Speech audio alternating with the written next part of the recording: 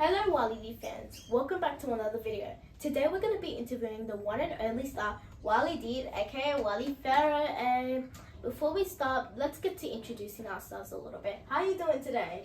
I'm feeling good, I'm feeling blessed, alhamdulillah. Okay. How about yourself? Yeah, I'm doing good. I'm just glad to interview you today. Okay, so let's get started. So the first question I'm going to ask is, what was your inspiration to start this fascinating journey of music and rap? There's a lot of things that inspired me, As a kid, I was always very motivated. I always sort of knew that I was going to be something great. I just had this feeling, this intuition. But I guess the tipping point was when my family went through a certain struggle. I felt very helpless, and I felt like there was nothing I could do to really help when I saw my parents struggle. So that was the first time I really thought about music being a career for me. And if I was successful, how I would be able to be a provider for my family and alleviate all of these struggles that they go through. So I guess probably at the age of 15, that's when I first considered it. And I was like, damn, let me do this music stuff for real, make it a career, and become a provider for my family. That's always been the goal. Through my research, I found out that your music aesthetic is a type that makes people happy and satisfied. When you listen to your own music, what do you feel? And also comment down below of what do you guys feel too? It really depends, it really depends. A lot of songs have different vibes, but whenever I do make music, my intention is always to uplift the listener, is always to empower the listener, to give some type of healing, If you're feeling down, hopefully my music brings you up. So I always create music with that same intention. But in terms of how I feel, it really depends, Depends on the track. Sometimes I could feel, I could be all in my feelings, all in my emotions. If I'm making like a lovey song, I could be real hungry and real, gritty. If I'm making a song about hustling, I could sort of be, real motivated. It depends, Okay. Every song is a different vibe. So what type of emotion does, like whenever you're making a song, what main emotion comes up in your body when you're like making it? Like what main emotion? There's always the drive to just express myself and to just, express my individuality and who I am as a person. So I guess that's always one thing that always shows up, to just express who Wali Diid is, Okay. I found out that through my research, you were badly bullied when you were a little kid because of your culture and country. Did those bullies ever make you regret something or make you want to stop your whole career of rapping?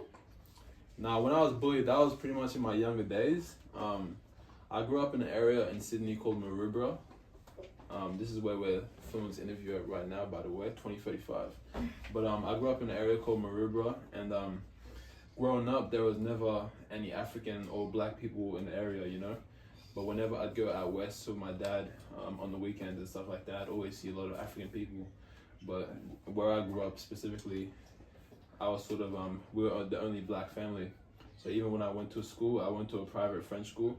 I was the only black person there. So as a result, I just felt very alienated, and that led to me being bullied quite a bit. But if anything, it just gave me thick skin, It just made me sort of, definitely developed a lot of insecurities in me as a kid.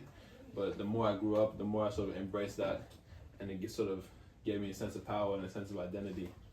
But all of that really changed when I went back to Senegal. My parents sent me to Senegal when I was like 8 for 2 years. And I came back and I seen people that look like me. I embraced my culture a lot more, and that sort of made me a lot more sort of stable in my identity.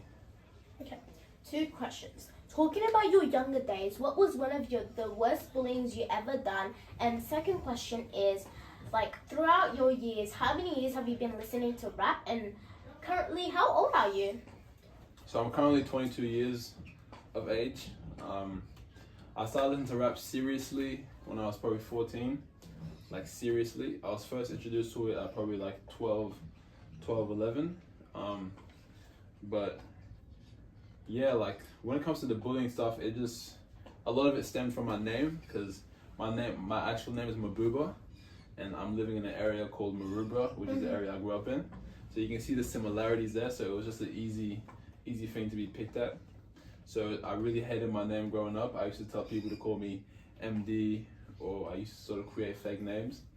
But now I sort of embrace it, because I love it, What was your most embarrassing bully story that like ever happened to you when you were a little kid? Oh man, there's so many, like, but we don't have to get into that, you know? Yeah. It's all in the past now, you know? What influencer or rapper made you start your career or the beginning of it? 2 words, Kendrick Lamar. So I remember being like 15, 14, like watching Kendrick Lamar interviews for the first time and like drawing so much knowledge and so much like wisdom from it, you know? And this sort of gave me a lot of inspiration, and he really influenced me with his music because there's always so much depth and so much intention behind it. So Kendrick Lamar is definitely my biggest influence. And of course, the legend himself, you can see him in the back, Mr. Tupac Shakur, because he's my favorite rapper's favorite rapper. Same thing with Tupac. The thing with Tupac was I was drawn to him even before I ever listened to his music, because I just watched his interviews and I was like, damn, this nigga's spitting. So it always just influenced me quite a lot. Okay. What do you see yourself in example 5 years? 5 years, I see myself at the top of the rap game, you know what I'm saying? I have a collective with my boys called the Coast Boys Connect, and we're all artists, we all make music. And I guess like I see myself breaking the cap in Australia, because a lot of artists in Australia that become successful, and their success will only sort of be limited to the ceiling of Australia. I'm trying to get that international recognition, that international success, and let people know that, you know, in Australia we got talent, you know, we're over here. You know, we got stories to tell, we got music to make. So I guess in 5 years I see myself being an established artist in the game, and also just doing all these other endeavors like acting. I love to do a lot of modeling as well. Things like, you know, having businesses, the businessman things, but mainly sort of being established as a rapper and having, you know, platinum albums, platinum singles, touring the world and making music with the greats. Before like getting really deep into your music career, what was your jobs before that? So I had a lot of dreams as a kid. Like I said, I was always a very motivated kid, and I always felt like I was gonna go somewhere. When I was a kid, my mom used to call me Obama. So I always felt like, you know, I was special and I was gonna go somewhere. But before wanting to be a rapper, I wanted to be a professional skater. I also wanted to be a professional gymnast. I guess those are the 2 big dreams that really stand out to me when I think about it now. And then rap came into the picture. Okay. As a kid, like, who was your biggest idol? Let me guess, 2 words. I mean, Kendrick Lamar was definitely a big idol for me, but I have a lot of idols, you know. My mom is a really big idol for me, you know. She's a big inspiration, and when I think about like how hard she works and everything she does to put food on the table, she's a huge idol for me, you know. I just have a lot of women in my life who are very sort of exemplary people, because I have a lot of aunties, you know, so they're all sort of big idols for me, and I always looked up to them and have this immense respect for women as a result. Okay. Which song is your favorite out of all the songs you have made, and would you please sing a verse of it?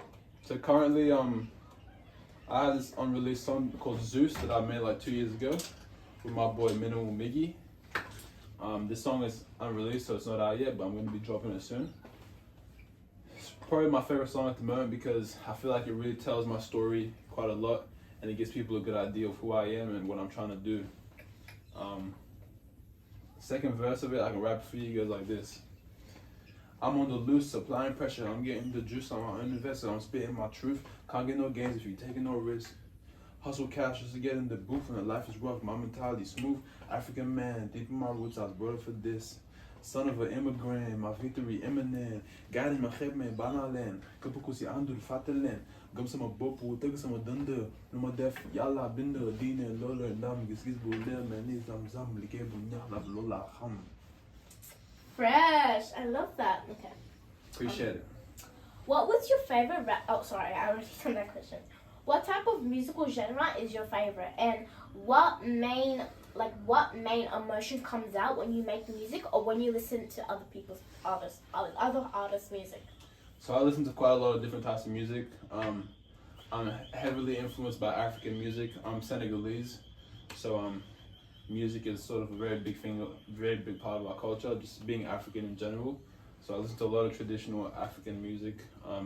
I really love Afro beats. Like it's a huge part of my influence, especially these last recent couple years.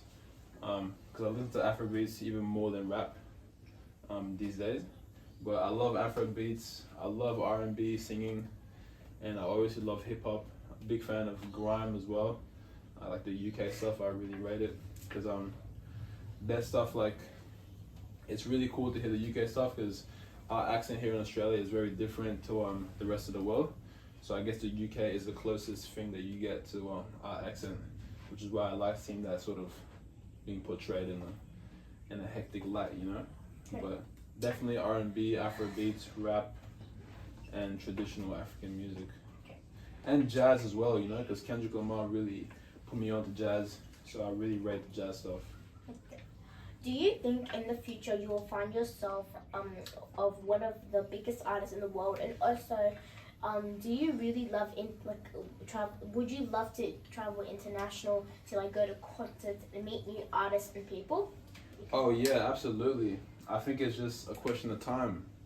You know, people are gonna catch on to my greatness. People are gonna catch on to who I am. People are gonna catch on to my story. So I feel like all that stuff is just a matter of time. You know, I'm just gonna put in the work, do what I gotta do, focus. You know, do my part, and then I'll leave the rest to the Most High. You know, but I definitely want to travel the world. I definitely want to, you know, meet people from across the world and do music with international artists. These are all things that I want to do, but in due time, you know. Yeah. But Wali Diid is Mr. International. Okay, that's the end of the interview. Thank you so much, Wali Diid, aka Wali Farah, for Thank you for coming having me. over. That's alright. Don't forget for you guys to like and subscribe and go and listen to his music. Zeus Yes, is sir, coming out man. soon. Wali Diid coming soon. You know what I'm saying? I got my EP, African Australian, on the way. It's gonna do numbers. It's gonna break out the world, and people are not ready for what's about to happen, man. I'm taking over Wali Diid to the world, Maruba to the world, 2035. Let's get it.